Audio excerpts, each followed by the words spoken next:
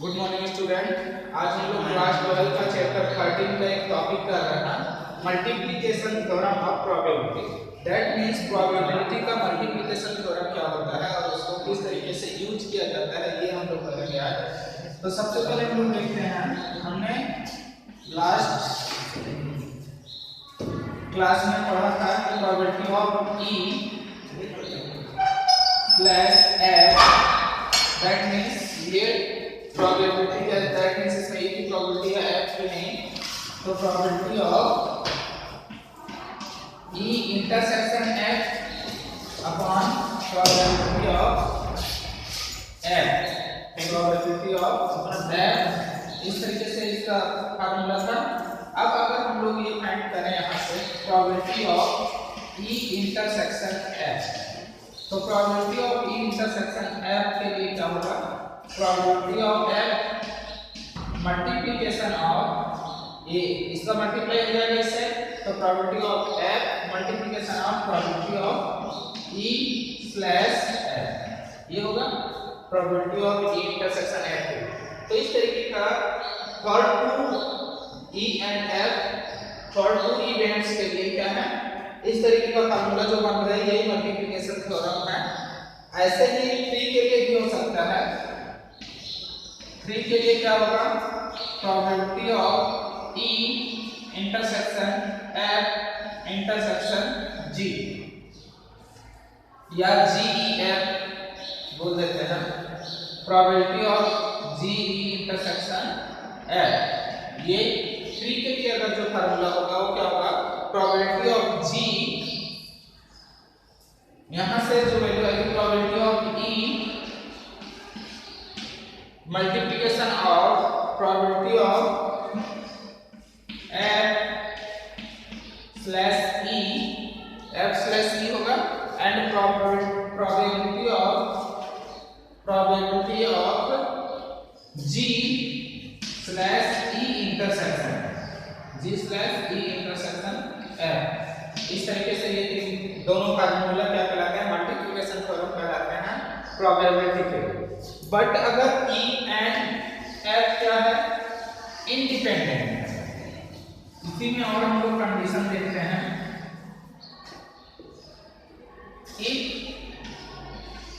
Third condition हम लोग देखते हैं, if E and F are independent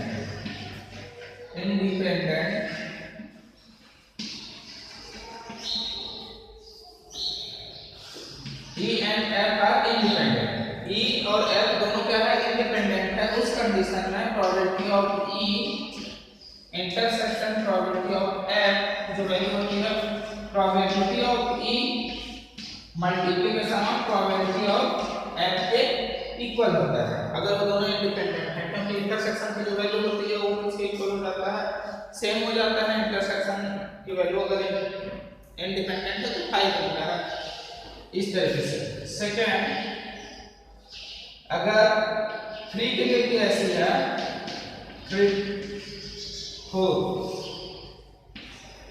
that means if G E and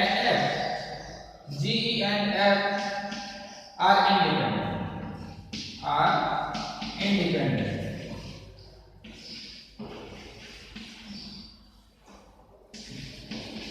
अगर ये तीनों इंडिपेंडेंट हैं तो उस कंडीशन में probability of E intersection F intersection G या फिर GEF,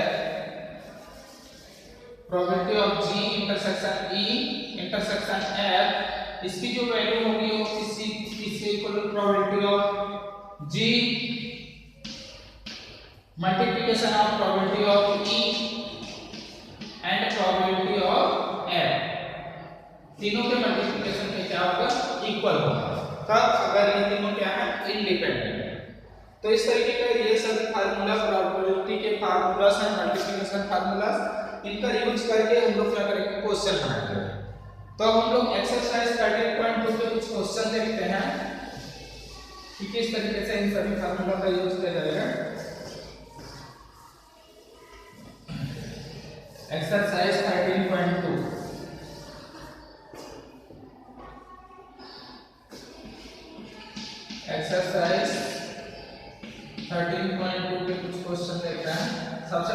क्वेश्चन हम लोग देखते हैं एक्सरसाइज 13.2 का।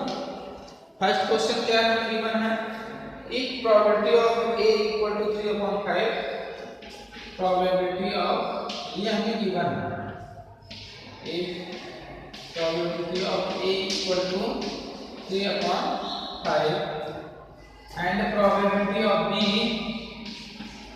इक्वल टू 1/5, देन हमें फाइंड क्या करना है, प्रोबेबिलिटी ऑफ a इंटरसेक्शन, क्या फाइंड करना है, find probability of a intersection b, ये फाइंड करना है इफ a एंड b क्या है, इंडिपेंडेंट है।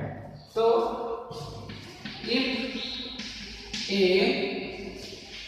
एंड b आर इंडिपेंडेंट, दोनों इंडिपेंडेंट हैं, इंडिपेंडेंट, तो अगर E एंड F इंडिपेंडेंट है तो उस कंडीशन में क्या होगा, प्रोबेबिलिटी ऑफ A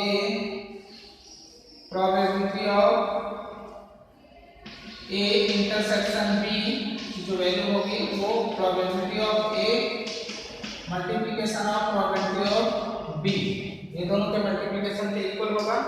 तो probability of A intersection B equal to probability of A क्या होगा, 3/5 मल्टीप्लिकेशन 1/5, दैट मींस 3/25। इस तरीके से probability of A intersection B find करेंगे हम लोग। अब और भी क्वेश्चन देखते हैं इस एक्सरसाइज के। इसी तरह से हम लोग को फार्मूला का यूज करके क्वेश्चन बनाना है। सेकंड क्वेश्चन हम लोग देखते हैं। सेकंड क्वेश्चन क्या है, two cards are drawn at random without replacement, that means two cards हम लोग को निकालना है बिना रिप्लेसमेंट के, without replacement from a pack of 52 cards, find the probability that both the card are black. हमें क्या फाइंड करने की, दोनों कार्ड का, दोनों जो कार्ड निकाल रहे हैं दोनों कार्ड कैसा होना चाहिए, ब्लैक कार्ड होना चाहिए। उस कंडीशन में हम लोग किस तरीके से क्वेश्चन सॉल्व करेंगे। सबसे पहले देखते हैं टोटल कार्ड्स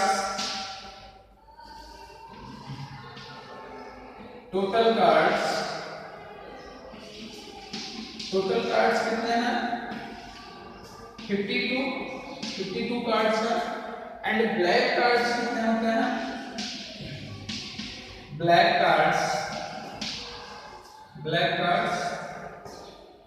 26, ब्लैक कार्ड्स कितने होते हैं, 26 कार्ड होते हैं ब्लैक, क्योंकि 30 कार्ड टू टाइप्स के ब्लैक होते हैं और 26 ब्लैक होते हैं, 26 रेड होते हैं 52 कार्ड्स में से। तो ब्लैक कार्ड्स कितने हैं, 26। तो प्रोबेबिलिटी ऑफ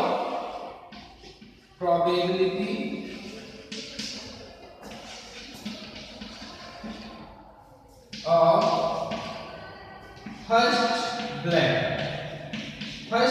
कार्ड की हम लोग सबसे पहले प्रोबेबिलिटी निकालते हैं, क्या होगा, black card, first black card की प्रोबेबिलिटी हम लोग प्रोबेबिलिटी ऑफ A से बता देते हैं। तो उसकी प्रोबेबिलिटी कितना होगा, 26 ब्लैक कार्ड है, टोटल कितने हैं, 52, that means 26/52, that means 1/2। Probability of A कितना मिला, 1/2। अब हम लोग सेकंड कार्ड के लिए बोल रहे हैं, रिमेनिंग टोटल कार्ड कितने हो गए, रिमेनिंग टोटल कार्ड। अब इसको रिप्लेसमेंट नहीं करना है, एक कार्ड हमने निकाला, वो कार्ड कैसा था, ब्लैक कार्ड था, तो इसको रिप्लेस नहीं कर रहा है, तो इसको रिप्लेस नहीं कर रहे हैं, इसलिए remaining total cards remaining total cards कितने हो जाएंगे, 52 कार्ड्स टोटल था, एक कार्ड निकाल लेना, वो कार्ड कैसा मिला हमें, ब्लैक कार्ड मिला। 52 - 1 दैट मींस 52 - 1, एक कार्ड निकालने हैं तो कितने कार्ड बचे, 51। और अब ब्लैक कार्ड्स कितने हैं, remaining black cards remaining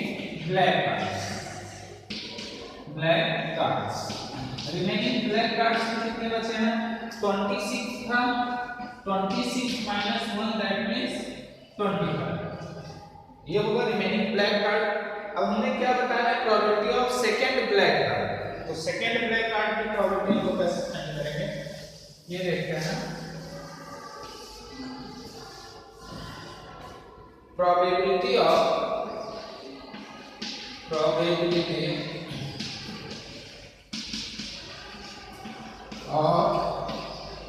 second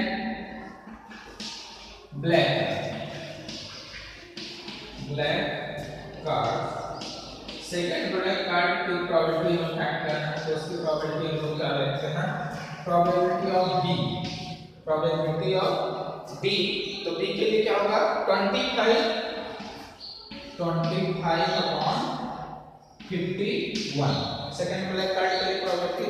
अब हमें क्या फाइंड करना है, हमें फाइंड करना है probability that both the card are black. ऐसा प्रोबेबिलिटी बताना है कि दोनों कार्ड क्या होना चाहिए, ब्लैक कार्ड होना चाहिए।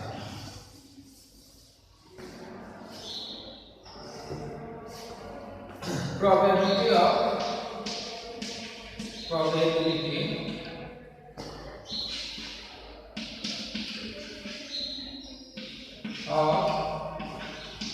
both cards are black, both दोनों कार्ड कैसे होने चाहिए, ब्लैक होने चाहिए, इसकी प्रोबेबिलिटी बताना है।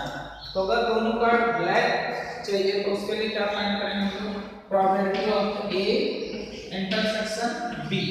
और यहाँ पे हम लोग देखे हैं कि फर्स्ट जब हमने फाइंड किया प्रोबेबिलिटी तो उस समय कंडीशन अलग था, सेकंड फाइंड किया उस समय कंडीशन अलग था। दैट मींस दोनों क्या है, इंडिपेंडेंट इवेंट है, दोनों कैसे इवेंट है, इंडिपेंडेंट इवेंट है। तो उस कंडीशन में probability of A intersection B क्या होगा, probability of A multiplication of probability of B. तो इसकी वैल्यू क्या होगी, probability of A that means हमने क्या फाइंड किया था 1/2 एंड प्रोबेबिलिटी ऑफ बी क्या है 25 अपॉन 51। तो मल्टीप्लाई करेंगे तो कितना हो जाएगा 25 into 1 25 upon 102। तो इस तरीके से probability of both card find होगा कि दोनों कार्ड कैसे हो, ब्लैक में उस कंडीशन में। ऐसे ही हम लोग को और भी क्वेश्चन फाइंड करना है।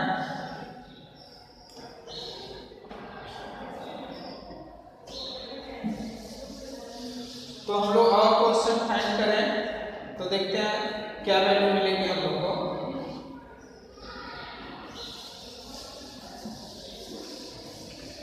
और क्वेश्चन सॉल्व करते हैं।